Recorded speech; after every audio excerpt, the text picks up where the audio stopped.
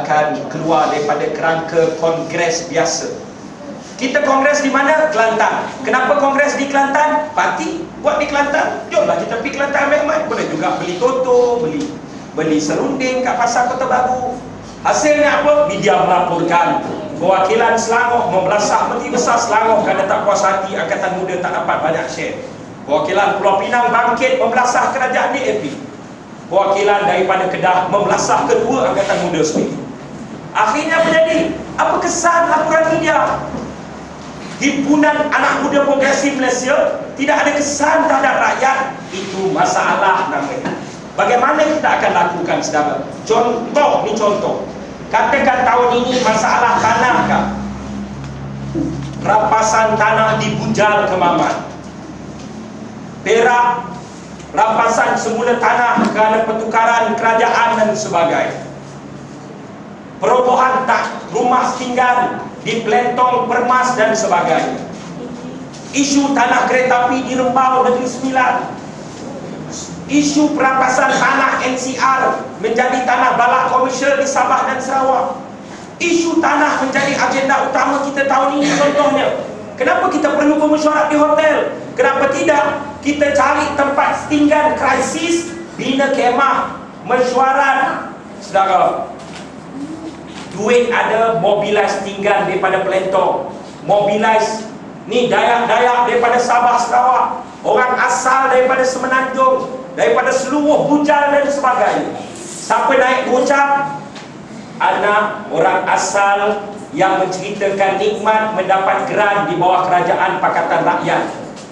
Orang anak di universiti yang melihat membesar di kawasan setinggan, melihat tanah diruntuhkan, yang naik pekerja kilang muda, anak universiti, profesional, tak ada kerja, semua naik. Habis bila nak bincang masalah parti bincang di peringkat negeri, pilihan pertama tadi. Ini medan tempur. Bila naik semua cerita, kita adalah pejuang. Akhirnya kita garap semua ini dan kita jadikan realiti. Persepsi rakyat berubah. Kitalah pejuang yang sebenarnya. Cikgu Bat mudah. Cikgu Bat selama ni pernah buat macam tu, saudara. Siapa yang punya pengalaman Kongres Angkatan Muda di Pulau Pinang tahun 2006, saudara? Kita pernah melakukan. Bagaimana kita lakukan, saudara? Kita lakukan dengan kita naikkan. Tahun itu semua orang marah. Sebab apa? Perwakilan negeri berucap 5 minit, 4 minit saja. Siapa yang berucap lagi? Anak muda, pengasas solidariti mahasiswa. Anak muda universiti berucap dalam medan keadilan. Siapa dia? Rekod. Anak muda Cina yang bercerita persoalan perkauman dalam kampus. Ada seorang anak muda yang dia ni bukan ahli parti, dia bekerja dengan NGO, sanggup ambil lulusan universiti, ambil gaji sikit, pejuang menentang ISA ketika itu, naik atas pentas berucap. Siapa dia? Dia adalah Chang Li Kang tahun 2006. Hari ini Chang Li Kang jadi apa? Wakil rakyat dan pemimpin utama parti. Yang berucap siapa? Halimi, ahli majlis Subang, yang ketika dulu dia berucap sebagai apa? Wakil pekerja kilang Panasonic, bercakap soal derita pekerja kilang. Ini kalau kita lakukan secara tersusun, nescaya kita mampu lakukan perubahan, saudara. Saya tutup perubahan imej secara radikal.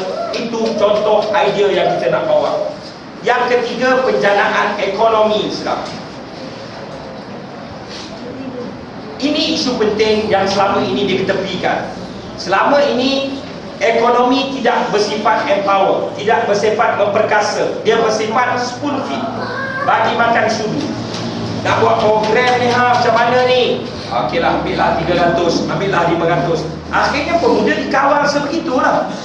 Tetapi yang kita bawa, kalau kita ada Biro Usahawan Ekonomi yang sempurna, kita boleh buat konsortium anak muda. Kita boleh buat konsortium anak muda, pantau projek pembangunan pinjaman-pinjaman mikro daripada negeri dan sebar luaskan, empower, saudara. Benda yang complicated, sehinggalah benda paling mudah saya sebut di sini. Apa dia? Ni kita boleh buat saja kalau kita serius. Berapa ramai anak muda berniaga daripada negeri Perak? Ada buat rumah, ada bela lembu, ada tanam jagung, ada sewa kemah, ada buat banner, ada jual kereta. Buat satu booklet penyokong di seluruh negeri Perak ini banyak. Bagi bekalkan booklet apa kita namakanlah apa. Akhirnya Makcik Aminah Abu daripada Sungai Rapat, dia nak buat kedui kahwin anak dia. Dia penyokong Pakatan Rakyat. Akhirnya dia dapat pamphlet ini, buka. Wih, ada orang sewa kemah ni, orang kat dia lah. Telefon orang kat dia lah. Telefon, ada orang catering. Ada mandam kat dia lah. Akhirnya empower ini bermaksud Sedara tak ada projek, miskin, tak ada bisnes, kau bantu parti. Kalau parti membuka ruang dan peluang sebegini, sudah tentu kita empower secara langsung, parti itu akan jadi perkasa. Daripada complicated ke setiap anak muda, sampailah yang simple seperti ini, kita telah fikir dan hanya memerlukan political will untuk melakukan perubahan. Kemudian saudara, yang terakhir, yang kelima, penamatnya apa? Perlu wujudkan Akademi Anak Muda Malaysia di bawah pentadbiran dan seliaan Angkatan Muda Malaysia. Apa akademi ini? Pertama, sebelum ini BN baling bola, kita main bola. Kita nak tendang bola, BN ambil bola. Bola tak ada, kita gagal. BN buat, kita respon. BN buat, kita demo. BN buat, kita report. Tapi persoalannya saudara, bila isu bukan apa salahnya kita menggarap orang luar parti, ahli akademik, pegawai kerajaan, mahasiswa dalam parti, luar parti bincang, biar mereka bincang soal isu. Proses masak isu, okay Yunus, this is the right time and this is the issue. Okay, pukul Yunus. Likar, ini isu, pukul. Ada orang yang boleh mengawal isu. Bila kita lontar isu, BN main. Bila BN main, kita kerjakan BN dalam padang itu. Saudara, daripada isu itu, Angkatan Muda akan punya mahmal untuk memproses latihan-latihan seperti tadi, pemantauan, ada peluang di mana-mana, garap, hantar ke bawah sistem latihan dan sebagainya, juga akan duduk bawah Akademi Anak Muda Malaysia. Dan saudara, esko-esko yang dipilih juga tidak akan rasa selesa. Sebab apa? Kita akan ada sistem. Dia pinjai pengurusi tetap. Dia setahun sekali je dia boleh mengarut.